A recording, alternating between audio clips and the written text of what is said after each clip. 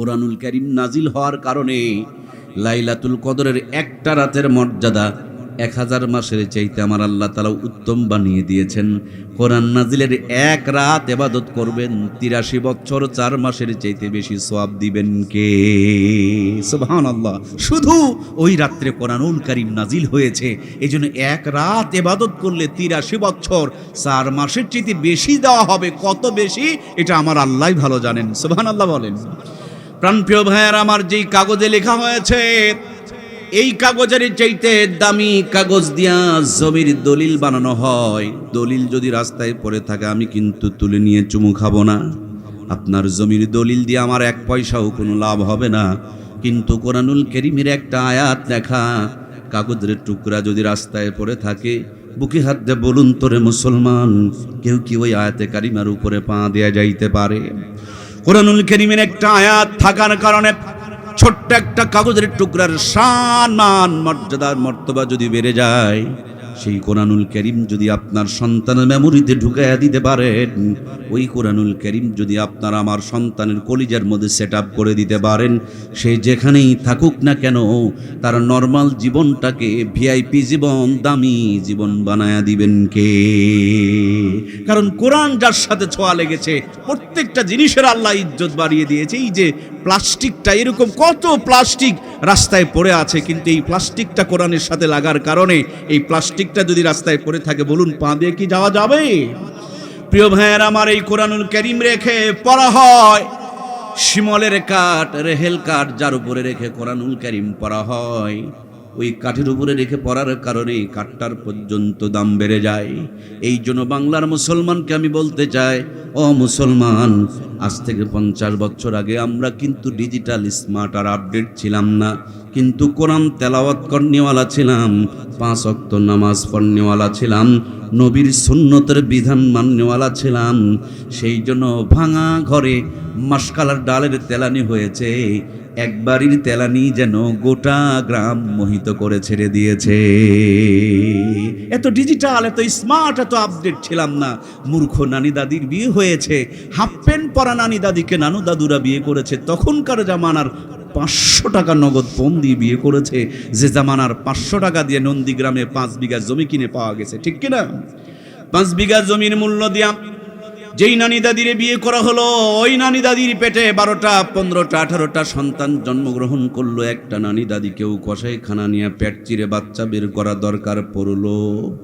এখন ডিজিটাল জামানা, 18 বছর আগে বিয়ে দেওয়া যাবে না, কিন্তু 10-12 বছর আকাম কুকাম করে সর্বনাশ করে দেয়। নাস্তিকরা এই ব্যাপারে মুখ খুলতে চায় না, কথা বলেন ঠিক কিনা? মানে ওরা হালাল তরিকায় লাগাইছে তালা, আর হারামের দরজাকে রেখে দিয়েছে খোলা। চাচ্ছে তারা দেশটা যেন হারামজাদাতে ভরে যায়, কথা বলেন ঠিক কিনা? নবীজি বলেছেন, বিয়ে শাদীকে সহজ করে দাও, জেনা ব্যভিচার কমে যাবে। আর এরা বিয়ে শাদীকে কঠিন করে দিয়েছে, জেনা ব্যভিচারকে সহজ করতেছে, কথা বলেন ঠিক কিনা? প্রিয় ভাইয়েরা আমার, 18 বছর আগে বিয়ে দেওয়া যাবে না, বিয়ের পর বাচ্চা নেওয়া হবে না। 25-30 বছরে বাচ্চা নিতে চায়, আগের থেকে বড় একটা বগুড়ার গাইনি ডাক্তারের সাথে যোগাযোগ শুরু করে দেয়। পেটে বাচ্চা আসার পর ইসিজি, এক্সরে, আল্ট্রাসাউন্ড শুরু হয়ে গেল। কায়দায় না বেকায়দায়, শুকনাতে না নরমালে, ভিটামিন আছে না নাই, ক্যালসিয়াম আছে না নাই, মিনারেল আছে না নাই, আয়রন আছে না নাই, জিঙ্ক আছে না নাই, হাজার তরিকার পদ্ধতি চালায়, কিন্তু মাথায় কাপড় খুঁজে পাওয়া যায় না। পেটের ভুঁড়িটাও ঢেকে রাখতে চায় না, ওড়না গলায় পেঁচায় রাখে, বুকটাও পর্যন্ত ঢাকতে পারে না। এই জন্য 60 থেকে 70% মা বোনকে কসাইখানা নিয়ে পেট চিরে চিরে বাচ্চা বের করতে হয়, কথা বলুন ঠিক কিনা? ওদের বাচ্চা দুধ খেয়ে শেষ করতে পারতো না, আর এদের বাচ্চা বুকের দুধ পাচ্ছে না, কারণ ওরা রেখেছিল ঢাকা। আল্লাহ দিতেন রহমত আর বরকত, এরা রেখেছে ফাঁকা। এই জন্য শুরু হয়েছে আযাব আর গজব, ঠিক কিনা? প্রাণপ্রিয় ভাইয়েরা আমার, একটু একটু খেয়াল করে দেখেন, আজ থেকে 30 বছর আগে রাত যখন 8টা বেজে যেত, সংসারের কাজকর্মগুলো সেটে নিয়ে মায়েরা যায় নামাজ বিছিয়ে নামাজ পড়ে আঁচল তুলে ধরে চোখের পানিগুলো ছেড়ে দিত। নামাজ শেষ হতো, তসবিহ পড়তো। এখন ওই ভাঙা ঘর বিল্ডিং বানানো হয়েছে, জায়নামাজ বিদায় করে সোফা সেট আমদানি করেছে, হাতের তসবিহ ফেলে দেয়া রিমোট টিপতে টিপতে রিমোটের বাটন পর্যন্ত খোয়ায় দিয়েছে। হিন্দুরা মন্দির থেকে উলু উলু ধ্বনি দেয়, মুসলমানের ঘর থেকে আর কোরআনের তেলাওয়াত নয়, বরঞ্চ হিন্দুদের মন্দিরের আওয়াজ বের হয়। এই জন্য মুসলমানের ঘর থেকে আর খালিদ বিন ওলিদ বের হয় না, ফাতেমা, খাদিজা, আসিয়া, আয়েশা সিদ্দিকা বের হয় না। এদের ঘর থেকে এখন কিরল মানা কটকটি আর পাখি সাপ্লাই হচ্ছে। কথা বলুন ঠিক কিনা? এই জন্য প্রাণপ্রিয় ভাইয়েরা আমার, দিন শেষে যা করবেন করেন, সবার আগে আপনি আপনার সন্তানকে ইমানদার হিসাবে গড়ে তোলেন। শুধু আপনি আপনার সন্তানের নুনুর চামড়ার মাথাটা কেটে দিয়া উল্টে দিলেন আর বললেন মুসলমানি দিয়ে দিলাম, এর নাম কিন্তু শুধু মুসলমানি নয়। এটাই যদি মুসলমানি হয়, মেয়েদের কোনো চামড়া উল্টানোর সুযোগ আছে ভাই? আছে ভাই? মুসলমানের ঘরে জন্ম নিলেই যদি মুসলমান হয়, নূহ আলাইহিস সালামের ঘরে জন্ম নিয়েছিল কেনান, তাহলে মুসলমান কেন নয়? এই জন্য মুসলমানের ঘরে শুধু জন্ম নিলেই হবে না, মুসলমানিত্ব অর্জন করতে হবে, ইমানের উপরে টিকে থাকতে হবে। কথা বলুন ঠিক কিনা? গরুর পেট থেকে জন্ম নিলে গরু হবে, ছাগলের পেট থেকে জন্ম নিলেই ছাগল হবে, কিন্তু মানুষের পেট থেকে জন্ম নিলেই যে মানুষ হবে তা কিন্তু নয়। মানুষের পেট থেকে জন্ম নিয়ে অমানুষও কি রে ভাই, কথা বলছেন না কেন ভাই? মানুষের পেট থেকে জন্ম নিয়ে কি অমানুষ হয় না? কি হয় কি হয় না? আপনারা অবশ্যই জানেন, আমার নওগাঁ জেলা ধামরহাট থানা মঙ্গলবাড়ির পাশে গতকালকে কুকুর জবাই করছে। কুকুর জবাই করে এই কুকুরের গোশত মানুষকে সমানে খাওয়াচ্ছে। যে মানুষ কুকুর জবাই করে মানুষকে খাওয়ায়, এরা মানুষের ঘরে জন্ম নিলেও এরা মানুষ কি রে ভাই? মানুষ কি তারা মানুষ? মানুষ কি কোনোদিন কুকুরের গোশত মানুষকে খাওয়াইতে পারে? গত কিছুদিন আগে আমাদের পাশের জেলা গাইবান্ধায় 70 বছরের একজন বৃদ্ধা মানুষকে মাঠের মধ্যে নিয়ে, বৃদ্ধা মানুষ 70 বছর, দাদির মতন বয়স, এই মেয়েটাকে মাঠের মধ্যে নিয়ে ধর্ষণ করেছে। যারা দাদির বয়সের মেয়েকে ধর্ষণ করে এদেরকেও মানুষের মতন দেখা যায়, কিন্তু মানুষ বলা যায়?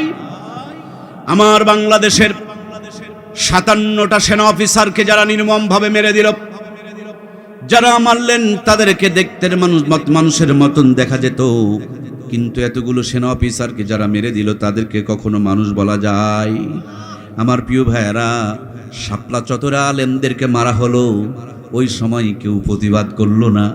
অল্প কিছুদিন আগে 8টা কুকুরের বাচ্চা কোনো একজন মহিলা মেরে ফেলে দিয়েছিল, তার জন্য প্রতিবাদের ঝড় উঠল।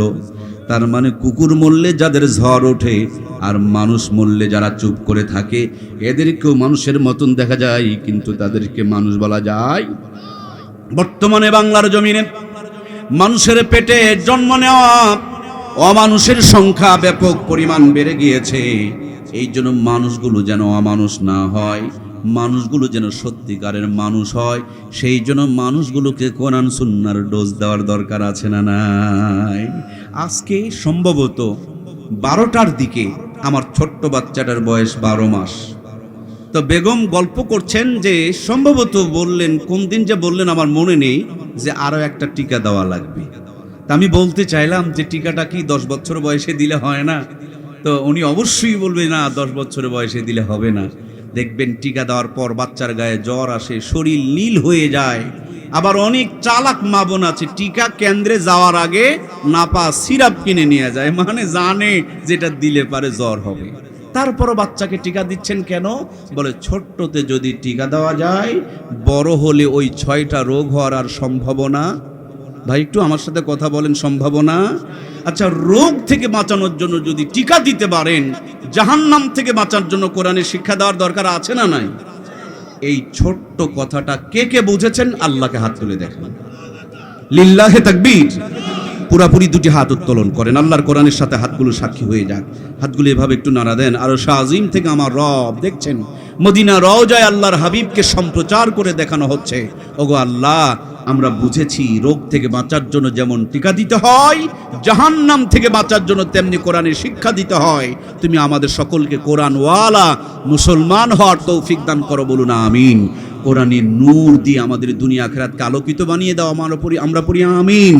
আয় আল্লাহ, তোমার হাবিব বলেছেন আল কোরআনু হুজ্জাতুল্লাকা ওয়া আলাইকা, এই কোরআন হলো আপনার আমার জন্য দলিল, এটা যেন আমাদের নাজাতের জড়িয়া, সুপারিশকারী, আমাদের দলিল, জান্নাতের দলিল হয়ে যায়। আমরা পড়ি আল্লাহুম্মা আমিন। আমার প্রিয় ভাইরা, তাহলে লম্বা কথা শোনা বোঝার মধ্যে কোনো ফায়দা নেই। ছোট্ট একটা কথা, এটুকু নিয়ে যদি কবরে যেতে পারেন আপনি জান্নাত পর্যন্ত পৌঁছে যাবেন ইনশাআল্লাহ। টিকা দিলে রোগ হবে না, কোরআনের শিক্ষা ভিতরে থাকলে জাহান্নামে যাওয়া লাগবে না। আমরা সবাই সবার ছেলে মেয়েকে টিকা দেওয়াইছি, কিন্তু সবাই সবার ছেলে মেয়েকে কোরআনের শিক্ষা দেওয়ানো হয়। এক্ষুনি গেটটা বন্ধ করে দিয়ে যদি বলা হয় সূরা ফাতিহা শুদ্ধ করে বলা লাগবে, তারপরে যাওয়া যাবে, দেখবেন অনেক মানুষ এই কাপড় ছিঁড়ে ছিঁড়ে দৌড় মারবে। মানে সূরা ফাতিহাটাও শুদ্ধ নাই। যদি বলেন গোসলের ফরজ কয়টা, কখনো বলবে 6টা, কখনো বলবে 9টা। যদি বলেন নিয়তটা কি, বলবে নাওয়াইতন গোসলা সাবান দিয়া কসলা। নাওয়াইতন গোসলা বলে সাবান দিয়া কসলায় যদি গায়ের চামড়া তুলে ফেলে দেয় আর গোসলের 3টা ফরজিয়ত যদি আদায় না হয়, বলুন তো ভাইয়েরা, পবিত্র কি হতে পারবে? এই নাপাক মানুষটা যদি ওযু করে তার কি ওযু হবে? নাপাক মানুষটা যদি নামাজ করে তার নামাজ কি হবে?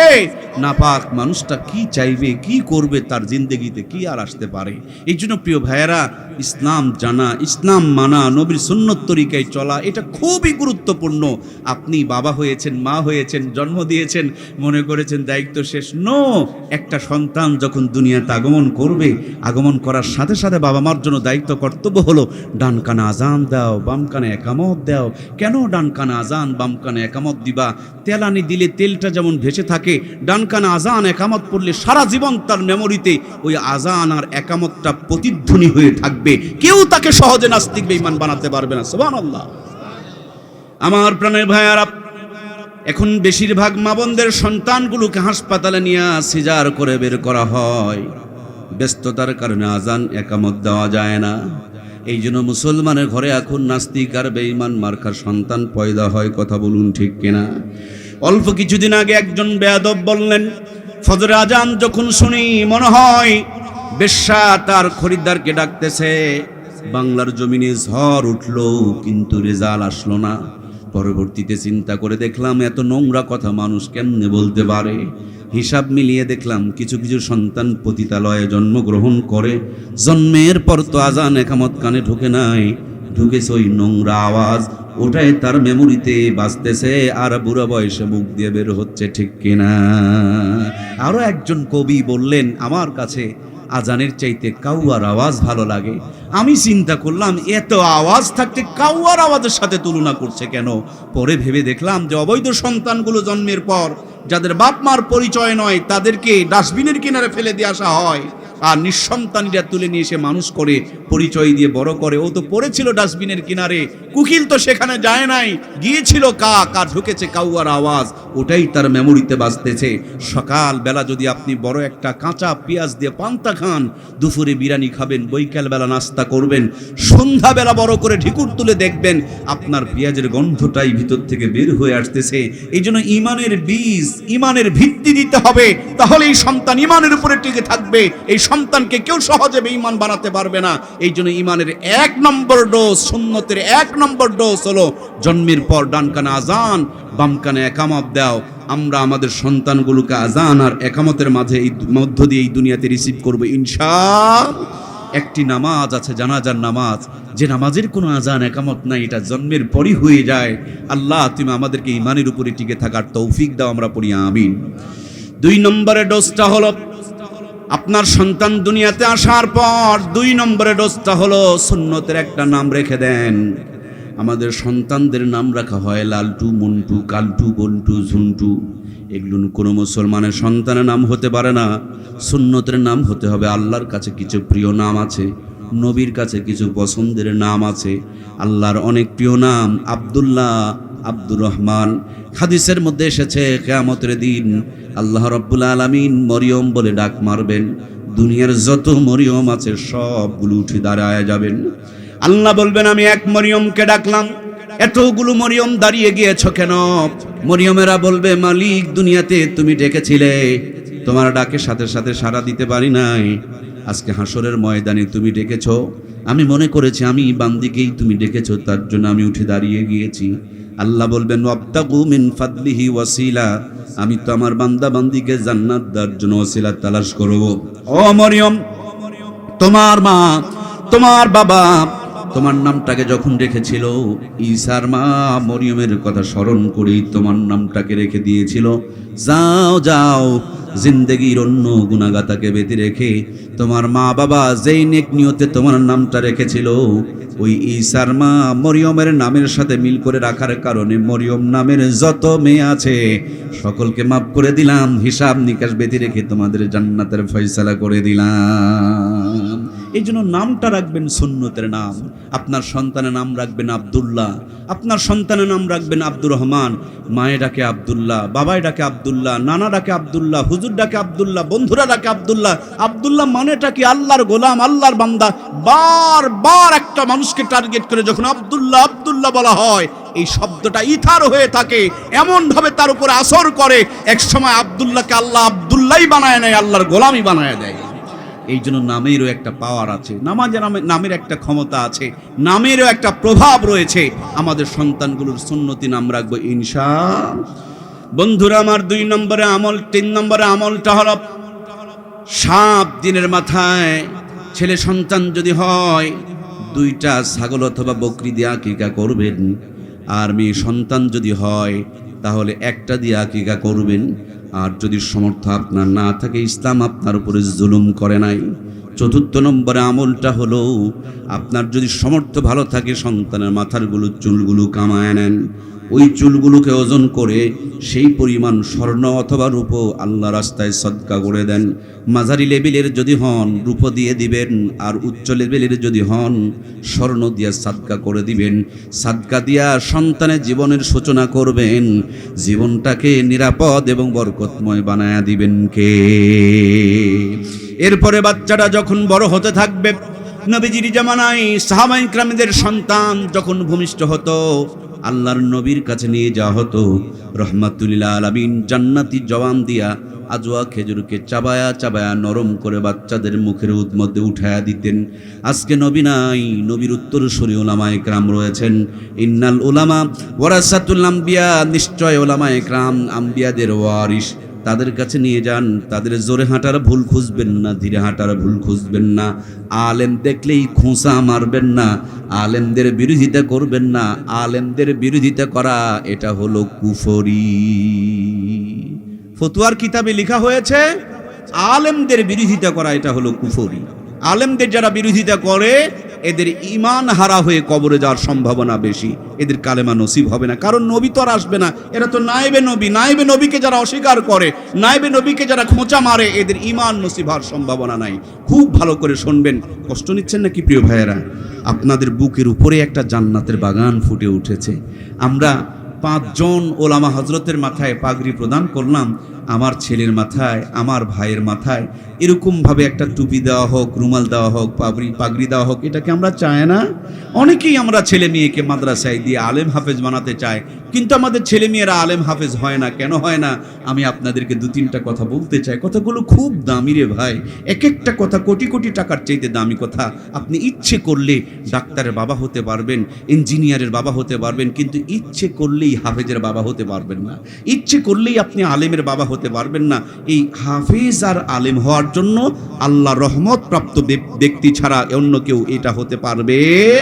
খুব খেয়াল করে দেখবেন, কিছু মানুষ আছে আলেমরা জোরে হাঁটলে কয় দাওয়াত পাইছে, ধীরে হাঁটলে কয় বেশি খাইছে।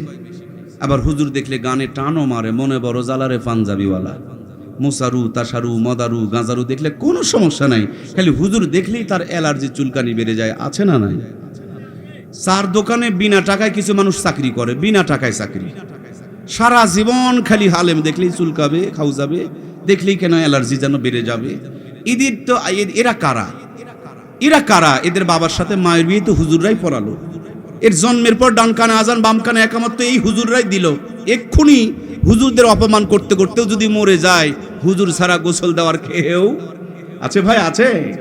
আবার হুজুরের ঘাড়ে চড়ে কবরে যায়, দোয়াও পড়ে বিসমিল্লাহি ওয়া আলা মিল্লাতি রাসূলুল্লাহ। এরা আলেমদের দেখলে এত চুলকায় কেন? নবীকে দেখলে একটা মানুষের খুব চুলকাইতো, ওই লোকটা সম্বন্ধে কোরআনের একটা আয়াত নাজিল হয়েছে, উতুল্লিম বাদা জালিকা জানিন। আল্লাহর হাবিব বলছেন যে তুমি আমারে দেখে এত চুলকাও কেন? তোমার তো জন্মের মধ্যে প্রবলেম। মায়ের কাছে গিয়া বলছে, মাগো মোহাম্মদ তো মিথ্যা বলে না, তুমি বলো না আমার জন্মের সমস্যাটা কোন জায়গায়? বলে তোমার বাপ না পুরুষ ছিল, কাপুরুষ ছিল। দুইটা রিওয়ায়াত এসেছে, সিরিয়ার তোমার বাবার বন্ধুদের সাথে কুকর্ম করে তোমার জন্ম হয়েছে, অথবা উটের রাখালের সাথে জন্ম করে তোমার জন্ম হয়েছে। এই জন্য আলেমদের বিরোধিতা করা, পক্ষান্তরে নিজের জন্মে যে ভাইরাস, নিজের জন্মে যে ভেজাল, এইটা প্রমাণ করা। বুঝতে পারলেন না? কি বুঝতে পারছেন কি পারেন নাই? বাবা মার যদি বৈধ বিবাহ হয়, বিয়ের পরে যদি জন্ম হয়, এ মানুষ কোনোদিন আলেম বিদ্বেষী হতে পারে? আর বিয়ে ছাড়া যদি হয় অথবা বিয়ের আগের যদি হয়, কথা বুঝতে পারছেন না মনে হয়, এই লোকগুলোই আলেমদের বিরোধিতা করে। আমার বাড়ির পাশে আমার এক বেচারিকে সাপে কামড়ালো, তখন আমি ছোট্ট মানুষ দেখতে গেলাম, ওরজায় এসেছে। কষ্ট হচ্ছে না তো আপনাদের? ভাইজান জীবনে অনেক ওয়াজ শুনেছেন, আমার এগুলো ওয়াজ না, এটা ওয়াজ। একটু বসেন, আমি আপনাদেরকে নিয়ে দোয়া করব। আশা করি জীবনে যতটুকু পেয়েছেন আজকে ব্যতিক্রম কিছু পাবেন ইনশাআল্লাহ। দিনওয়ালাকে বলেন না, আল্লাহ আমাদের কলিজার ক্ষুধা তৃষ্ণা মিটে যায়, সে কথাগুলো যেন আমি গোলামের জবান দিয়ে বের করে দেয়, আমিন। তো আমি দেখতে গেলাম বেচারিকে সাপে কামড়িয়েছে, ওরজা এসেছে, বিষ লাগছে কিনা পরীক্ষা করার জন্য নিমের পাতা খেতে দিয়েছে। নিমের পাতা খায় আর বলে মিষ্টি। পরে কাঁচা ঝাল খেতে দিল, কাঁচা ঝালও খেয়ে ফেললো। আমার চোখে দেখা 3টা বড় বড় লাল টুকটুকে শুকনো ঝাল খেতে দেওয়া হলো, 3টা ঝাল কর্মর করে চাবিয়ে খেয়ে ফেলল। ওরজা বেচারি বললেন একে সাপে কামড়িয়েছে, তা হলো জাতি সাপ, আর বিষ লেগেছে, এই জন্য তার রুচি চেঞ্জ হয়ে গিয়েছে, তিতার তিতা লাগে না, ঝাল আর ঝাল লাগে না। তার সিস্টেমার পদ্ধতি অনুযায়ী বিষটা নামায়া ফেললেন, ঔষধ খাওয়ায়া দিলেন। কিছুক্ষণ পরে বিষটা নেমে গেল কিনা পরীক্ষা করার জন্য আবার তাকে কাঁচা ঝাল এবং নিমের পাতা খেতে দেওয়া হলো। এখন মুখে না মাত্র থু থু করে ফেলে দেয়, তার মানে ভিতর থেকে বিষগুলো নেমে গিয়েছে। আমাদের ভিতরে কিরণমালা কটকটি পাখির বিষগুলো ঢুকে পড়েছে। ওরা সব সময় আলেম ওলামারা বিরোধিতা করে এই বিষগুলো আমাদের ভিতরে ঢুকায়া দিতেছে। যেই দাড়ি টুপিওয়ালা পাঞ্জাবিওয়ালা দেখলে আমাদের কলিজা ঠান্ডা হওয়ার কথা, আজকে সেই দাড়ি টুপিওয়ালা দেখলেই আমাদের কলিজার মধ্যে জ্বালাপুরা করে। তার মানে আমাদের ভিতরে নাস্তিকতার ভাইরাস ঢুকে পড়েছে। কথা বলেন ঠিক কিনা? লোকগুলোকে চরমনায় পাঠায় দেন, ইস্তেমায় পাঠায় দেন, চিল্লায় পাঠায় দেন, সমর্থ থাকলে হজে পাঠায় দেন, সমর্থ থাকলে মাদ্রাসার ওলামা একরামের নিসবতে একটু জড়ায় দেন। তওবা ইস্তেগফার যখন করবে, ভিতর থেকে নাস্তিকতার ভাইরাসগুলো দূর হয়ে যাবে। আর দাড়ির বিরোধিতা করবে না, নিজেই দাড়িওয়ালা হয়ে যাবে। আর টুপির বিরোধিতা করবে না, নিজেই টুপিওয়ালা হয়ে যাবে। আর লম্বা পাঞ্জাবি বিরোধিতা করবে না, সে নিজেই যেন নবীর সুন্নতের লম্বা পাঞ্জাবিওয়ালা হয়ে যাবে। এই জন্য কলিজার টুকরা প্রাণপ্রিয় ভাইয়েরা আমার, সুন্নতের ৫ম নম্বর ডোজ হলো, আপনার সন্তানটা যখন খেতে শিখবে, হক্কানি একজন আলেমের কাছে নিয়ে যান, যারা জবান দিয়ে কোরআন তেলাওয়াত করে, দরুদ শরীফ পড়ে, সত্য কথা বলে, হালাল খায়। ওরকম একজন বুজুর্গ আল্লাহওয়ালা দিয়া আপনি আমি যদি আপনার আমার সন্তানের জবানটাকে উদ্বোধন করে নিতে পারি, জীবন চলে যাবে। ওই জবান দিয়ে কোনোদিন নাস্তিক মার্কা কথা বের হবে। এই জন্য প্রাণপ্রিয় ভাইয়েরা আমার, জীবনের প্রত্যেকটা পরতে পরতে নবীর সুন্নতগুলোকে ফলো করতে হবে। এরপরে আপনার সন্তান বড় হচ্ছে, এই সন্তানকে আপনার ডাক্তার বানানোর স্বপ্ন থাকতেই পারে, ইঞ্জিনিয়ার বানানোর আপনার পরিকল্পনা থাকতে পারে, মাস্টার বানানোর পরিকল্পনা থাকতে পারে। কিন্তু কলিজার ভাই, একটা কথা মনে রাখতে হবে রে দরদের ভাই, আগে ডাক্তার বানাতে যেও না, আগে মাস্টার বানাতে যেও না, আগে ইঞ্জিনিয়ার বানাতে যেও না। বিল্ডিং বানানোর আগে যেমন ইট বানাতে হয়, রাস্তা বানানোর আগেও তেমনি ইট বানাতে হয়, ব্রিজ বানানোর আগেও তেমনি ইট বানাতে হয়। ইট আবার কি দিয়ে বানায়? ইট তো এই মাটি দিয়ে বানায়। এই মাটি রাস্তায় দিবেন, ধুলো হয়ে যাবে, পানিতে দিলে কাদা হয়ে যাবে। এই মাটি দিয়া চুলো বানাবেন, মায়েরা যেখানে রান্না করে, ওই চুলোর মাটিও পানিতে দিলে দেখবেন গলে যাবে। কিন্তু এই মাটিকে ঘাঁটি বানানোর একটা সুন্দর পদ্ধতি আর তরিকা আছে। মাটি আর পানিকে মিক্সার করে ইটের ভাটায় গিয়ে দেখবেন সুন্দর করে একটা খামিরা বানায়, এরপরে ইটের একটা ফার্মায় ঢুকায়, তারপরে রোদের মধ্যে কয়েকটা দিন শুকায়, এরপরে ইটের ভাটায় ঢুকায়া লিমিটেড টেম্পারেচার মেনটেন করে তাপ দেওয়া হয়। আগে ছিল মাটি, ইটের ভাটার থেকে বের করার পর সাথে সাথে হয়ে যায় ঘাঁটি। আগে যেই মাটির কোনো দাম ছিল না, ভাটার থেকে বের করার মধ্যেই তার দাম হয়ে যায় 10 থেকে 12 টাকা। আগে যেই মাটি রাস্তায় দিলে কাদা হইতো, এখন সেই মাটি দিয়া পাকা রাস্তা হয়। আগে যেই মাটি পানিতে দিলে গলে যেত, এখন সেই মাটি ইটের ভাটার থেকে বের করার পর পানিতে দিলে গলে যায় না, আরো শক্ত হয়। একই মাটি আগে পানিতে দিলে গলে যায়, ইটের ভাটার থেকে বের করার পর সাগরে দিলেও কোনো প্রবলেম নাই। এই জন্য কলিজার টুকরা প্রিয় ভাইয়েরা, মুসলমানের ঘরে জন্ম নিলেই শুধু মুসলমান বলা যাবে না, এটাকে পূর্ণাঙ্গ মুসলমান বানাতে হলে এই কোরআনের ফার্মা মাদ্রাসায় দিয়া পরিপূর্ণ ইমামদার বানাতে হবে। কথা বলুন ঠিক কিনা? বেশি যদি নাও পারেন, মাত্র 3টা বছর পড়াবেন, এরপর আপনার এই ছেলেকে আপনি যেই লাইনে দিবেন দেখবেন এটা কুকুরের মতন আর দাঁড়িয়ে প্রসাব করবে না। এই মেয়েটা পাতলা কাপড় পরে আর ইজ্জত বের করে দেশের মানুষকে দেখাবে না। এই সন্তান কোনোদিন তার বাপ মাকে বাড়ির থেকে বের করে বৃদ্ধাশ্রমে ফেলে দিয়ে আসবে না। এর ভিতরে ইমানের ডোজ মেনটেন করার কারণে একে যেখানেই লাগাবে কোরআন সুন্নাহর পথ ধরে সে জান্নাতের দিকে গাতে থাকবে। কথা বলেন ঠিক কিনা? এই জন্য প্রাণপ্রিয় ভাইয়েরা আমার, আমি কোনোদিন স্কুলের বিরুদ্ধে বক্তৃতা করি না, আমার বক্তৃতা কোনোদিন কলেজের বিরুদ্ধে আমি কোনোদিন করি না, কিন্তু আমি একটু মাদ্রাসার পক্ষে বেশি করে বলি। স্কুলে শুধু দুনিয়ারটা পড়ায়, মাদ্রাসায় খবর নিয়ে দেখেন এরা দুনিয়ারটাও পড়ায়, আখেরাতেরটা। ভাইজান বলতে হবে, জবান খুলে বলতে হবে। এই জবানে প্যারালাইসিস আর ডায়াবেটিস ধরবে না। দয়া করে আল্লাহর দেওয়া জবান আল্লাহর জন্য ব্যবহার করবো। আল্লাহ কবুল করুক। আমরা পড়ি আল্লাহুম্মা আমিন। স্কুলে শুধু দুনিয়ারটা পড়ায়, মাদ্রাসায় দুনিয়ারটাও পড়ায়, আখিরাতেরটাও পড়ায়। স্কুলে শুধু দিনের বেলা পড়ায়, মাদ্রাসায় খবর নিয়ে দেখুন ওরা দিনেও পড়ায়, রাতে তো পড়ায় না। কি রাতে তো পড়ায় না, ফজরের সময় পড়ায় না। আমার ভাইরা, স্কুলে যদি 1 গুণ পড়ায়, কম করে হলে মাদ্রাসায় 3 গুণ পড়ায়। মাহফিলটা যখন শেষ হয়ে যাবে, কর্তৃপক্ষ আপনাদের জন্য একটু তাবারক রেডি করে রেখেছেন। বাম দিকের গেট দিয়ে বের হলে 1 প্যাকেট করে তাবারক দেওয়া হবে, আর ডান দিকের গেট দিয়ে বের হলে 3 প্যাকেট করে তাবারক দেওয়া হবে। সমস্ত পাবলিক দেখবেন 3 প্যাকেটের লাইনটা ধরবে। তাবারকের বেলায় 3 প্যাকেটের লাইন ধরলেন, আর মাদ্রাসায় দিলে দুনিয়াও পাবে, আখিরাতেও পাবে, দিনেও পাবে, রাতেও পাবে, ভোরেও পাবে, সব পাবে। তারপর মাদ্রাসা বাদ দিয়ে যদি আপনি আপনার সন্তানকে স্কুলের মধ্যে দেন, তার মানে আপনি সরাসরি নয়, ইনডাইরেক্টলি নয়, ডাইরেক্ট নয়, ইনডাইরেক্টলি আল্লাহর কোরআনুল কারীমের বিরোধিতা করলেন। কথা বলুন ঠিক কিনা? স্কুল আর মাদ্রাসায় পার্থক্য কি? স্কুল আর মাদ্রাসায় কোনো পার্থক্য নাই। ওদেরও বাংলা, এদেরও বাংলা, ওদের ইংরেজি, এদের ইংরেজি, কোনো পার্থক্য নাই। শুধু পার্থক্য একটা জায়গায়, সেটা হলো আল্লাহর কোরআন। ওরা পড়ায় না, বাচ্চার জায়গা হয় না, বিল্ডিং এর অভাব হয় না, বেতনের অভাব হয় না। আর মাদ্রাসাওয়ালারা কোরআন পড়ায়, এই জন্য বিল্ডিং নাই, বাচ্চা নাই, বেতন নাই। কথা বলেন ঠিক কিনা? কিয়ামতের দিন কোরআন কি আমাদের পক্ষে সুপারিশ করবে? আমার প্রিয় ভাইয়েরা, এই জন্য আল্লাহর নবী বলেছেন, আল কোরআনু হুজ্জাতুল্লাকা আলাইকা। এই কোরআন যেখানে, যেমনি, যেভাবে, যার সাথে লেগেছে, প্রত্যেকটা জিনিসের শান, মান, মর্যাদা আর মর্তবাকে আমার আল্লাহ তাআলা বাড়ায় দিয়েছেন। সুবহানাল্লাহ বলেন। কোরআনুল কারীম পড়ায় নেওয়ার পর আপনি ডাক্তার বানান, কোনো প্রবলেম নাই, এটা ডাক্তারই হবে। আর কোরআন না পড়িয়ে যদি ডাক্তার বানাবেন, ডাক্তার হয়ে যাবে বাটপার। আল্লাহ রে, ওয়াজ বোঝে নাই গো। ডাক্তার আর বাটপার দুটা কি এক জিনিস ভাই? আপনাদের এই থানা তো নন্দীগ্রাম না? আগামীকাল নন্দীগ্রাম থানাতে অথবা বগুড়াতে গিয়ে দেখবেন অনেক বড় বড় ডাক্তার হাসপাতালে বসে আছে, চোখে দেখে না, কলমে লেখে না, কানে শোনে না, ডানে বামে কিছু লোকজন বসে আছে, একটা স্লিপ ধরায়া দিবে, বৈকাল বেলা অমুক প্রাইভেট ক্লিনিকে চলে আসিও, খালি 1000 টাকা ভিজিট দিবেন। যেই ডাক্তার হাসপাতালে বোকার মতন বসেছিল, ওই ডাক্তার ভিজিট পেলে আব্বা আব্বা ডাকাডাকি শুরু করে। কথা বলেন ঠিক কিনা?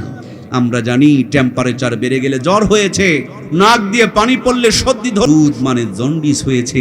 উনি পড়েছে, বিদেশে চাকরি করেছে, তারপরে কত ট্রেনিং করেছে, ছোট্ট গ্রাম থেকে একটা গরিব মানুষ গিয়েছে, সর্দি লেগেছে, জ্বর হয়েছে, তারপরও 13টা পরীক্ষা দেয়। এরকম ডাক্তার নামের বাটপাড়া আছে না নাই? ঔষধ 3টা লেখলে চলবে, ঔষধ লেখে 15টা আছে না নাই? যেটা দিয়ে লেখে সেটা ঔষধ কোম্পানির কলম, কি কি লিখেছে রেকর্ডিং হয়ে আছে। গেটের মধ্যে ঔষধ কোম্পানির লোকজন ছবি তুলে মিলায় মিলায় দেখতেছে, আমার গোলাম, আমি যেটাকে কিনে রেখেছি আমার দায়িত্ব পালন করছে না করে নাই। আমরা বানালাম ডাক্তার, কিন্তু আমার দেশে বেশিরভাগ ডাক্তার না বাটপার। যারা যারা কথা বললেন না জবানে কিন্তু প্যারালাইসিস হওয়ার আলামত, প্যারালাইসিস হতে দেব না। জোরে বলেন ডাক্তার না বাটপার? ডাক্তারকে সেলুট জানায়, বাটপারে দরকার। আমার দেশের ডাক্তার কেন বাটপার হয়ে যায়? এই জন্য দোষী ডাক্তার নয়, দোষী হলো ডাক্তারের বাবা আর মা।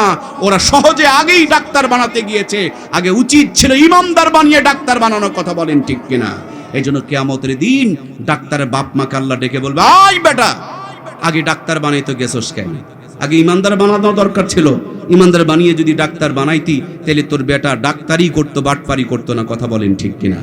2 নম্বরে আসুন প্রিয় ভাইয়েরা, আমার দেশে বহু স্যার আছে, স্কুলে বাচ্চাদেরকে পড়াইলে বুঝতে পারে না, আর বাড়ির কোনায় ছোট্ট করে একটা প্রাইভেট সেন্টার, কোচিং সেন্টার খুলে রেখেছে, মাত্র আধা ঘন্টা পড়লেই পাশ করে।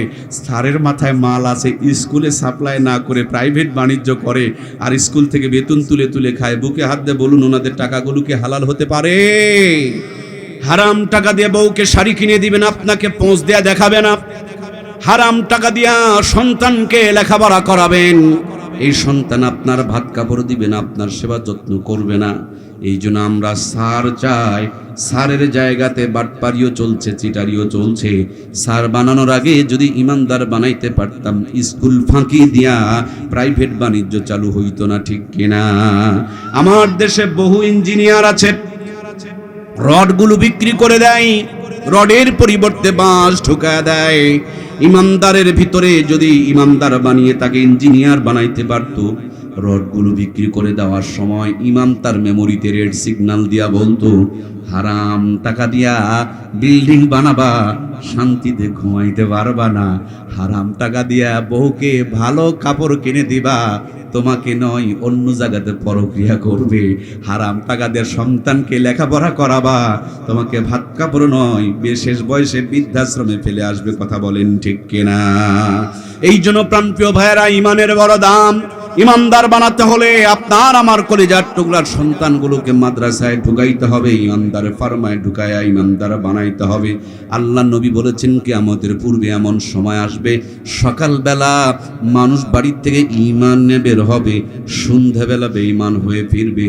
হাতের মধ্যে জ্বলন্ত আগুনের টুকরা নিয়ে থাকা সহজ হবে, তার চাইতে বড় কঠিন হবে ঈমানের উপরে টিকে থাকা। বর্তমান সময়টা কিন্তু তেমনই চলে এসেছে কলিজার টুকরা ভাইয়েরা। সুতরাং আপনার সন্তানকে রোগ থেকে বাঁচার জন্য টিকা যদি দিতে পারেন, ঠান্ডা থেকে বাঁচার জন্য যদি জ্যাকেট কিনে দিতে পারেন, সুইটার কিনে দিতে পারেন, শীতের পোশাক কিনে দিতে পারেন, আর বৃষ্টির থেকে বাঁচার জন্য ছাতার রেইনকোট যদি কিনে দিতে পারেন, কেন আপনি আপনার সন্তানকে জাহান্নাম থেকে বাঁচানোর জন্য আল্লাহর কোরআনের শিক্ষা দিতে পারবেন না? কিয়ামতের দিন আপনি আপনার সন্তানকে কোরআনের শিক্ষা দেন নাই, এই জন্য সন্তান যখন জাহান্নামে যাবে, আল্লাহকে বলবে, মালিক আজকে আমি জাহান্নামে যাই, এর পিছনে একমাত্র কারণ হলো আমার বাবা আর মা।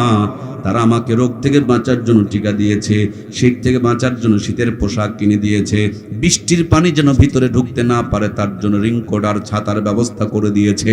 কিন্তু আমি যেন জাহান্নাম থেকে বাঁচি, আমি যেন জান্নাতে যেতে পারি, তার জন্য আমাকে কোরআনের শিক্ষার ব্যবস্থা করেন নাই। সুতরাং ওই বাপ মাগুলোকে আগে জাহান্নামের মধ্যে দাও, ওদের বুকের উপরে পা দিয়া জাহান্নামে ঢুকতে চায়, তার আগ পর্যন্ত ঢুকতে রাজি নাই।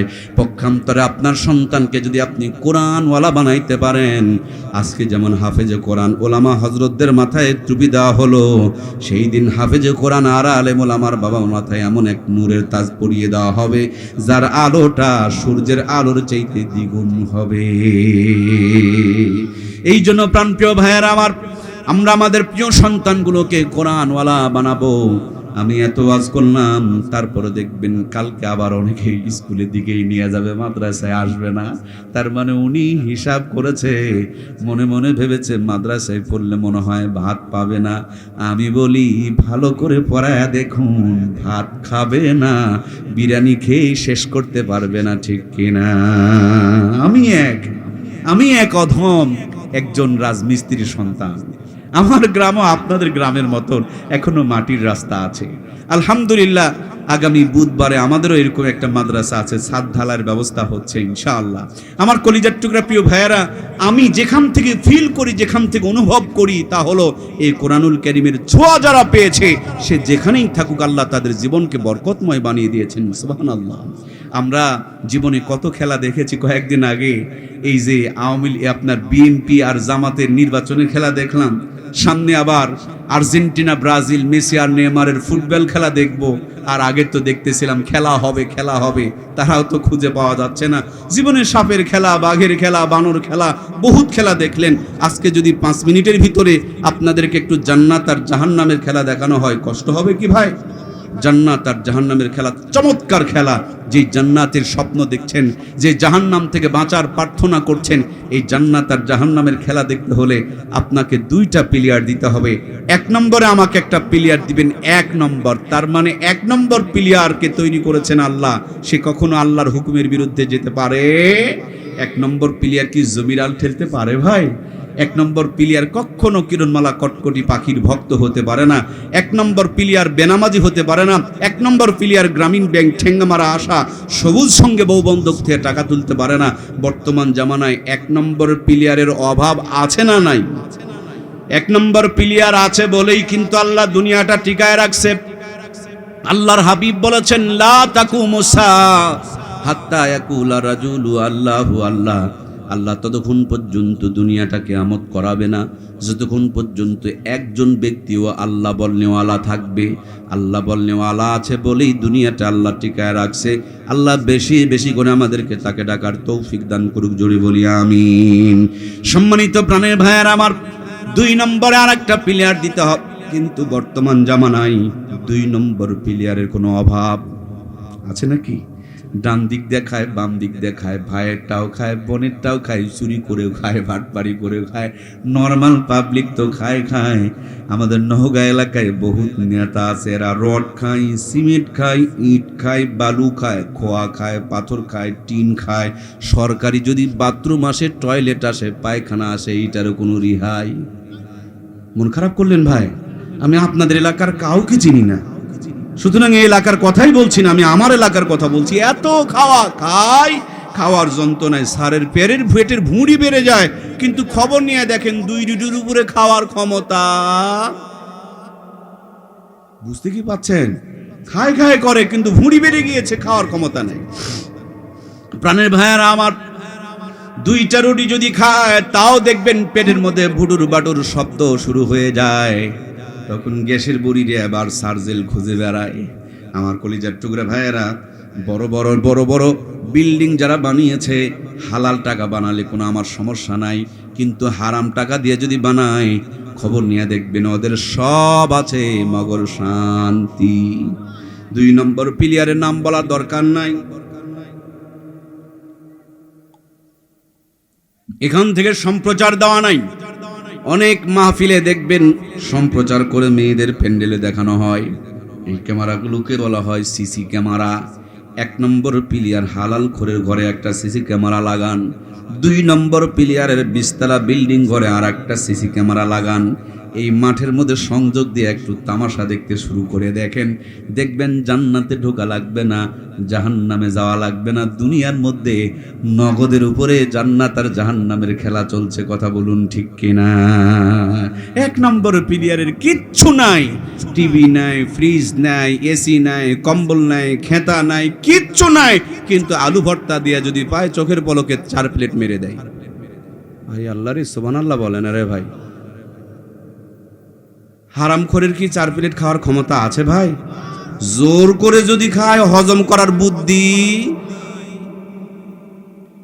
1 নম্বর প্লেয়ার, খেয়াল করে দেখেন, ছোট্ট একটা গ্রামেও যদি ইমামতি করে, 30 দিন 30 বাড়িতে 30 রকম হাতে 30 রকম স্বাদে। কিছু কিছু মায়েদের কলিজা আলেমদের জন্য অগাধ ভালোবাসা। আলু ভর্তাও যদি বানায় এত মজা করে বানাই গো। আলু ভর্তার সাথে ডিম যদি ভাজে, একটা ডিম ভাজে না, 2টা ডিম সুন্দর করে ভাজে। ভাতটাও যদি রান্না করে কি সুন্দর করে সফট করে নরম করে রান্না করে। আর হুজুরের তেলাওয়াত করা জিব্বা। আর এখনকার হুজুররাও তো চালাক হয়ে গিয়েছে, চিন্তা করছে আমি যদি গিয়া খাই তাহলে নিজের পেটটা ভরবে, বউ বাচ্চার কষ্ট হবে। টিফিন বক্স পাঠায়া দেয়, এক বাটির মধ্যে 3-4 আইটেমের তরকারি ঢুকায়া দেয়। হুজুর এবার বাজারে গিয়া বড় টিফিন বক্স তালাশ করছেন। আল্লাহর বান্দি ইমামকে খাওয়াবেন, তার জন্য 14 আইটেমের তরকারি রান্না করে অপেক্ষায় রয়েছেন। 12 তালা 12 আইটেম দিয়ে ভর্তি, এখনো পর্যন্ত 2 আইটেম বাকি প্লাস্টিকের বাটিতে সাজায়া দেয়। একজনের খাবার 3 জন খায়, 4 জন খায়। বাজারে যাওয়া লাগে না, টাকাও খরচ হয় না, কষ্ট করে রান্নাও করা লাগে না। ওরা খাই করে, তার জন্য খেতে পারে না। আর খাই করে না, আল্লাহর উপরে ভরসা রাখে, কোরআনের সাথে সম্পর্ক রাখে। এই জন্য আজও পর্যন্ত আলেম ওলামাকে এই দুনিয়াতে রাজকীয় খাবারের ব্যবস্থা করে রেখেছেন কে? মামুনুল হকের নাম শুনেছেন আপনারা? মিজানুর রহমান আজহারি, খালেদ সাইফুল আইয়ুবী, আব্দুল বাসেদ খান, এই 4 আল্লাহর বান্দা এই পথ দিয়ে কোথাও যাচ্ছিল, হঠাৎ করে আপনাদের কাছে একটা বাজারের নাম বলেন তো আমাকে। রানীগঞ্জ বাজার, কালীগঞ্জ বাজার, মাশাআল্লাহ কালীগঞ্জ বাজার। বাজারে একটা চার দোকানে চা খেতে বসেছে, দোকানদার চিনে ফেলে দিয়েছে এটা মামুনুল হক আর মিজানুর রহমান আজহারি আর আইয়ুবী সাহেব। মাশাআল্লাহ আমার ভাইরা বলুন তো দেখি, আদর যত্ন কম হবে তো? খেতে খেতে মিষ্টি প্যাকেটিং হয়ে গিয়েছে। ওরা তো 4 জনকে আগে বিল দিতে পারে প্রতিযোগিতা করছে। দোকানদার বুকে জড়িয়ে নিয়া হাতটার মধ্যে চুমু দিয়া আরো 5,000 টাকা ঢুকায় দিয়ে বলে, হুজুর বুঝতে পারি নাই, আমার 14 গোষ্ঠীর কপাল, যদি বুঝতে পারতাম খাসি জবাই করে নিয়ে আপনাদের জন্য অপেক্ষায় থাকতাম। আবার নাতিদের কাছে গল্প করে, আমার দোকানে একবার আজহারি সাহেব এসেছিলেন, মামুনুল হক সাহেব এসেছিলেন। আমার ভাইয়েরা দোকান তো বিল দিতে পারে না। এবার 4 দোকান থেকে উঠে গিয়ে পানের দোকানে গিয়েছে। দোকানদার পান খাওয়ায়া দেয়, সাজায়া দেয়, উল্টা হাতে আবার চুমু খেয়ে ধোয়াও চায়। এবার ভ্যানের মধ্যে, রিক্সার মধ্যে চড়েছে, রিক্সাওয়ালা ভ্যানওয়ালা হাতে চুমু খায়, আবার আদর যত্ন করে তাকে কপালে চুমু দিয়ে পাঠায় দেয়, বলে হুজুর দেওয়ার মতন কিছু নাই, আপনাকে একটু সেবা করলাম, আমার জন্য দোয়া করবেন। তার মানে এই দুনিয়াতে এমপি মন্ত্রী দেখেছি আমরা, যতদিন ক্ষমতা ততদিন সালাম পায়। আর আলেম ওলামাদের কোরআনের সাথে সম্পর্ক, এই জন্য এদের আনলিমিটেড সম্মান, আনলিমিটেড মর্যাদা, মুকুটহীন এক সম্রাট তাদেরকে বানিয়েছেন কে? আমি দেখেছি আমার কলিজার টুকরা প্রাণের ওস্তাদ মুহতারাম আল্লামা আহমদ শফি সাহেবের দিকে আমি নিজের চোখে দেখেছি। অনেকবার হজরতের জুতাগুলো সোজা করে দেওয়ার জন্য চান্স নিয়েছি, কিন্তু আমি যাওয়ার আগেই দেখি হুজুরের জুতাগুলোকে যেন বগলে নিয়ে অপেক্ষায় রয়েছেন। তার মানে কোরআন যারা হৃদয়ে ধারণ করেছে ওদের শুধু দাম বাড়ে না, ওদের পায়ে দিয়ে রাখার ওই জুতাটারও দাম বাড়িয়ে দেয় আমার আল্লাহ। এটা হলো আল্লাহর কোরআনের মর্যাদা। আমার কলিজার টুকরা প্রাণের প্রিয় ভাইয়েরা, আলেমরা ছোট্ট একটা গ্রামেও যদি ইমামতি করে তাও এত সুন্দর চেহারা, মাশাআল্লাহ ভরপুর চেহারা। এদেরকে দেখে অবহেলা করছেন? নজনা, অবহেলা করা কিছু না। এরা বাথরুমে বসা মাত্র পেট ক্লিয়ার হয়ে যায়, সুবহানাল্লাহ বলেন। আর আমার নিজের চোখে দেখা 75 লাখ টাকা দিয়ে বাথরুম বানাইছে, খালি বাথরুমেই খরচ করছে মাত্র 75 লাখ। বসে আছে আধা ঘন্টা, পেট ক্লিয়ার। বুঝতে পারছেন না আপনারা? এক বেচারিকে জিজ্ঞেস করা হলো, এই ভাই বলো তো শান্তি কোন জায়গায়? সে বলছে শান্তি হলো পায়খানায়। কোথায়? এরে বোকা, পায়খানা আবার শান্তি কেমনে? বলে না, আমার পেট রোগা, আমি পেট যেদিন ক্লিয়ার হয় না, বাথরুম যেদিন ক্লিয়ার হয় না, সেদিন দুনিয়ার কিচ্ছু ভালো লাগে। পেট ঠিক তো জগৎ ঠিক, এই জন্য উনি বলছে সব শান্তি পায়খানায়। আর একজনকে বলা হলো, বলো তো শান্তি কোন জায়গায়? আল্লাহর বান্দা বলছেন শান্তি হলো ঘুমের ভিতরে। জিজ্ঞেস করা হলো, বোকারে মানুষ যখন ঘুমিয়ে পড়ে এক জায়গা থেকে তুলে নিয়ে আর এক জায়গায় ফেলে দিলে তো বুঝতে পারে না, আবার তুমি ঘুমের শান্তি পেলে কেমন করে? উনি বললেন তুমি বুঝবা না, মাঝে মাঝে করে 3টা করে ঘুমের বড়ি মারি, তারপরও কাম হইতে চাই। যেদিন ঘুমের বড়িতে কাম হয় না সেদিন দুনিয়ার কিছু ভালো লাগে। আরেকজনকে বলা হলো, বলো রে ভাই শান্তি কোন জায়গায়? আল্লাহর বান্দা বলছেন শান্তি হলো বেগমের ভিতরে, বাড়ি আলীর ভিতরে, বিবির ভিতরে।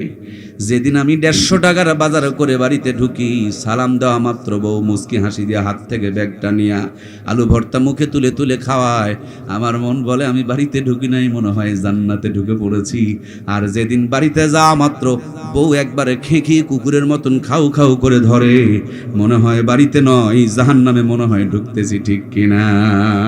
এজন্য একজন কয় টয়লেটে শান্তি, আর একজন কয় ঘুমে শান্তি, আর একজন কয় বিবির মধ্যে বেগমের মধ্যে শান্তি। আর আমি এই বোকা মানুষটা বলি, না রে ভাই না, কোথাও শান্তি নাই যদি কোনো জায়গাতে ইসলাম না থাকে, আর সব জায়গাতে শান্তি থাকবে যদি সব জায়গাতে ইসলাম থাকে। কথা বলেন ঠিক কিনা? এই জন্য প্রাণপ্রিয় ভাইয়ারা আমার, আলেমদের জিন্দেগি বরকতময় জিন্দেগি, আলেমদের জিন্দেগি কোরআনের ছোঁয়াওয়ালা, কোরআনের পরশওয়ালা জিন্দেগি।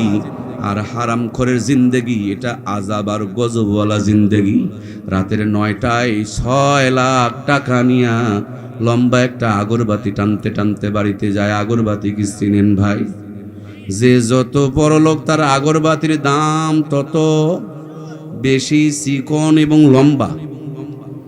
গরু ছাগল পায়খানা করার সময় খায় না, আর আমার দেশের ভদ্রলোক ভাইদের বাথরুমে গিয়া না টানলে পায়খানা ক্লিয়ার হয়। পায়খানায় বসে কষে মারে টান, উপরে ছাড়ে ফু আর নিচে পড়ে গু। আর সার দোকানে গিয়া কয় নামাজ না পড়লে কি হলো, ইমান ভালো আছে? নবী আমার বলেন যার নামাজ নাই তার ইমান নাই। আর বেহুবে কয় নামাজ না পড়লে নাকি ইমান ভালো আছে। আল্লাহ আমার ভাইগুলোকে হেদায়েত দান করে, বলুন আমিন। আপনারা আবার মনে করছেন হুজুর বিড়ির বিরুদ্ধে ওয়াজ করছেন। না না ভাই, বিড়ির বিরুদ্ধে ওয়াজ করি না আমি। আর বিড়ি সিগারেট মদ গাঁজা বাবা ইয়াবা এগুলোর বিরুদ্ধে আমি আর ওয়াজ করি না, আর ওয়াজ করতাম না। আমি আর বিড়ি সিগারেটের বিরুদ্ধে ওয়াজ করতাম না। আমি প্রায় 20 বছর থেকে বক্তৃতা করি। আগে দেখতাম বিড়ি টানে, ওয়াজ শুরু করলাম বিড়ি বাদ দিয়ে সিগারেট ধরলো। আবার যখন বাড়িয়ে দিলাম ওয়াজ, তো সিগারেট বাদ দিয়ে তখন আবার গাঁজা ধরলো। ওয়াজ আরো বাড়ালাম, গাঁজা বাদ দিয়ে ফেনসিডিল ধরলো। তার মানে আমরা যত ওয়াজ বাড়াচ্ছি ওরা নিশায় তত আপডেট হচ্ছে। এই জন্য বিড়ি সিগারেটের বিরুদ্ধে আর ওয়াজ করি না বাবা।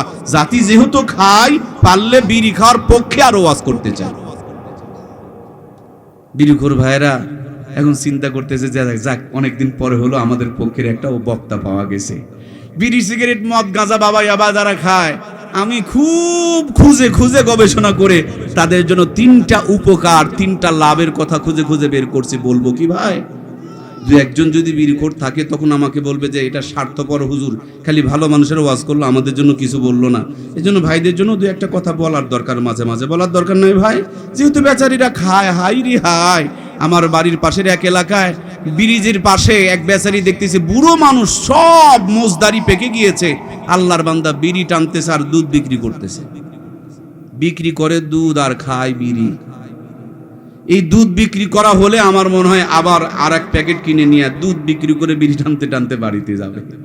আল্লাহ আল্লাহ, সামনে তো রমজান মাস আসতেছে আমার প্রিয় ভাইয়েরা। কোন কথা বলি আপনাদের সামনে, বিড়ি খেলে 3টা লাভ হয়। 1 নম্বরে লাভ, এটা আমার কিন্তু পার্সোনাল গবেষণা। 1 নম্বর লাভ, বিড়ি খেলে বাড়ি চুরি হয় না, বিড়ি খেলে চুরিধারির থেকে মুক্তি পাওয়া যায়। 2 নম্বরে লাভ হলো বিড়ি সিগারেট মদ গাঁজা বাবা ইয়াবা খেলে পারে কুকুরে কামড়ায় না। 3 নম্বরে লাভ হলো বিড়ি সিগারেট মদ গাঁজা বাবা ইয়াবা খেলে বুড়া হয়ে মরা লাগে না। এখন ভেঙে যদি না দেই, কালকে খুঁজে খুঁজে মোবাইল থেকে ইউটিউব থেকে আমার নাম্বার বের করে সকালবেলা ফুঙাফুঙি শুরু করবে, হুজুর কেমনে বললেন যে বাড়ি চুরি হয় না, কুকুরে কামড়ায় না, বুড়া হয়ে মরা লাগে না, বুঝতে যে পারলাম না। এই জন্য একটু 2-1 মিনিটের মধ্যে ভেঙে দিব কি। 1 নম্বরে লাভ, বাড়ি চুরি হয় না। আমার পার্সোনাল গবেষণা, বিড়ি সিগারেট মদ গাঁজা বাবা ইয়াবা এলা যারা খাওয়ার মতো খায়, অল্প দিনেই তাদের হাড়ের ভালভগুলো নষ্ট হয়ে যায়। রাতের বেলা ঘুমানো তাদের কপালে নাই। একটার পর আর একটা বালিশ জোগাল দিয়া হাতের মধ্যে হালকা করে ঢোকা দিয়া একটা বিড়ি ধরায় নিয়ে ফুসফুস করে টানবে, খুসখুস করে কাশবে, আর উপর দিকে ধোঁয়া ছাড়বে, আর বলবে যেই কাশে দাদা মরলো ওই কাশ এসে আমাকে ধরলো। ভাইয়ের আমার, বাড়ির মালিক যদি রাতের বেলা কাশাকাশি করে, চোর চুরি করতে আসলে তো চান্স পাবে। তাহলে বিড়ি খেলে কি বাড়ি চুরি হবে? বাড়ি চুরি হবে না। খান, জম্মের খাওয়া খান, মুখের মধ্যে সার করে লাগায় দেন, নাকের মধ্যেও ঢুকায় দেন, পারলে চোখের কোনা তো আরো দু চারটা লাগান, খান ভাই খান। কি খায় রে ভাই, টান মারে, আবার শেষের টানটার নাম রাখছে সুখ টান। কি নাই নাই, এখানে এরকম তো কেউ নাই নাকি? আল্লাহ মাফ করুক, আল্লাহ মাফ করুক। হাইরি খাওয়া খাই গো। এই বিড়ি যারা খায় এদের হাত গন্ধ করে, গা গন্ধ করে, কাপড় গন্ধ করে, ঘর গন্ধ করে, এদের বউ থাকে কেমন করে? আল্লাহ আল্লাহ, আমার ভাইগুলোকে নেশার থেকে আল্লাহ মুক্তি দেখ, বলুন না আমি। ভাইজান, বিড়ি খেলে বাড়ি চুরি হয় না, আপনারা কি আমার সাথে একমত না দ্বিমত? 2 নম্বরে লাভ, কুকুরে কামড়ায় না। আমি দেখেছি ভাইজান, আমি দেখেছি যারা বিড়ি সিগারেট মদ গাঁজা বাবা ইয়াবা খায়, এদের বডিটা কঙ্কাল হয়ে যায়, এদের 2 পায়ে হাঁটার ক্ষমতা থাকে না। আর একটা জিনিস ঢোকা দিয়ে হাঁটা লাগে, তার নাম হলো লাঠি। আর কুকুরের কান বড় সজাগ, যদি একবার কানের মধ্যে সাউন্ড যায়, তাকায় দেখে হাতের মধ্যে লাঠি, তাওই করে নিরাপত্তার স্বার্থে 1.5 কিলোমিটার দূরত্ব বজায় রাখার তাগিদে এমন কষা দৌড় মারবে, ধারে কাছেই ভিড়বে না, কামড় খাওয়ার চান্সও পাবে। আপনারা কি একমত না দ্বিমত? 3 নম্বরে লাভ, বিড়ি সিগারেট মদ গাঁজা বাবা ইয়াবা যারা খায়, এরা দেখবেন, আমি অনেক জানাজার নামাজে শামিল হয়েছি, 25 বছর 30 বছর 35 বছরই দুনিয়া ছেড়ে চলে যায়। তার মানে এদের বেশি দিন লাস্টিং করার সুযোগ নাই, এই নিশায় তাদেরকে অতি দ্রুত কবরে নিয়ে চলে যায়, তার মানে বুড়া হওয়ার চান্স নাই। কথা বলেন ঠিক কিনা? এই জন্য প্রিয় ভাইয়ের আমার, ইউটিউবে নিশার উপরে আমার 3 ঘন্টার লম্বা বয়ান আছে।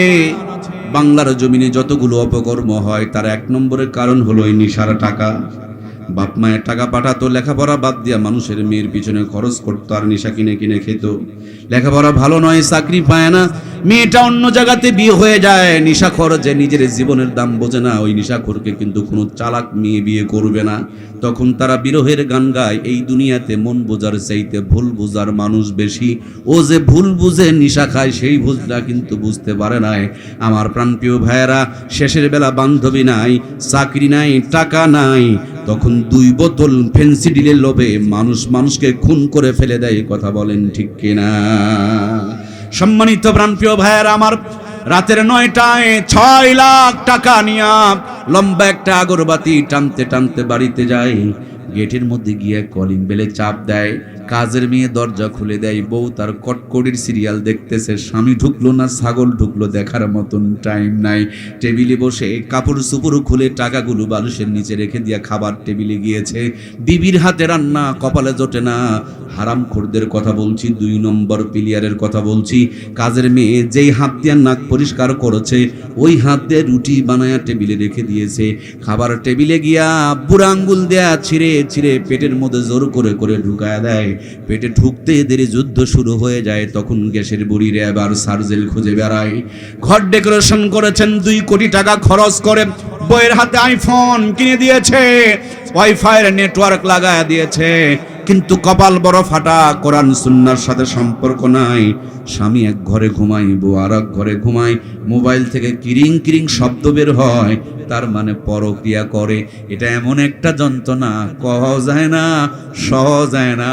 শেষের বেলা টেনশন করে করে স্টক করে বিছানায় পড়ে থাকে। কথা বলুন ঠিক কিনা? ইমাম দেখে অবহেলা করিয়েন না। 10,000 টাকা বেতন পায়, 150 টাকার বাজার নিয়ে বাড়িতে রওনা করেছেন। ইমামের বেগম সাহেবা কাজকর্ম সেরে নিয়ে দরজার কিনারে অপেক্ষায় রয়েছেন। স্বামী বেচারি গেটের সামনে দাঁড়ায় সালাম দেয়, আসসালামু আলাইকুম ওয়া রাহমাতুল্লাহ। ভিতর থেকে বেগম সালামের উত্তর দেয়, ওয়া আলাইকুমুস সালাম ওয়া রাহমাতুল্লাহি ওয়া বারাকাতু। গেট খোলা মাত্র মুখে একটা মুস্কি হাসি দিয়ে দেয়। আল্লাহর বান্দার দুঃখ কষ্টগুলো আগেই সবগুলো দূর হয়ে চলে যায়। ভাঙা ঘরে বসতে দিয়া সুন্দর করে আলু ভর্তা বানায় স্বামী স্ত্রীর মুখে তুলে দেয়, স্ত্রী স্বামীর মুখে তুলে দেয়। সিরা খেতা সোজা করে হালাল বউকে বুকে জড়িয়ে ধরে ডান হাত গালের নিচে দিয়া কাবার দিকে মুখ করে বিছানায় মাথা দিয়ে দোয়া পড়তে দেরি হয়, ঘুম ধরতে দেরি হয় না। জোরে বলুন সুবহানাল্লাহ। এই জন্য প্রাণের ভাইয়ারা আমার, আমি বলছিলাম আপনাদের কাছে, কোরআন সুন্নাহর জিন্দেগি মানেই হলো জান্নাতের জিন্দেগি। আপনাদেরকে আমি শোনাতে চেয়েছিলাম খেলা হবে, খেলা হবে নয়, খেলা কিন্তু হচ্ছে। একটা হালাল খোর আর একটা হারাম খোরের মধ্যে জান্নাত আর জাহান্নামের খেলা চলছে। ভালো করে যদি বুঝতে না পারেন, এখানে একটা পার্টিশন দেন। এলাকার যতগুলো হালাল খোর আছে, ইমাম মুয়াজ্জিম মুত্তাকি পরহেজগার মানুষ আছে, এদেরকে ডান পাশে বসায়া দেন। এলাকার যত বড় বড় হারাম খোর, সুদখোর, ঘুষখোর, হারাম খোর আছে, এদেরকে বাম পাশে বসায়া দেন। এখানে যে খিচুড়ি বানিয়েছেন অথবা পোলা বানিয়েছেন, এই খাবারগুলো পরিবেশন করে দিয়ে দেখেন, ইমাম সাহেবের দল চোখের পলকে 4 প্লেট মেরে দিবে, আর হারামখোরের দল হাফ প্লেট নিয়ে নাড়াচাড়া করবে। হারামখোর কখনো হালাল খোরের সমপরিমাণ খেতে পারবে না।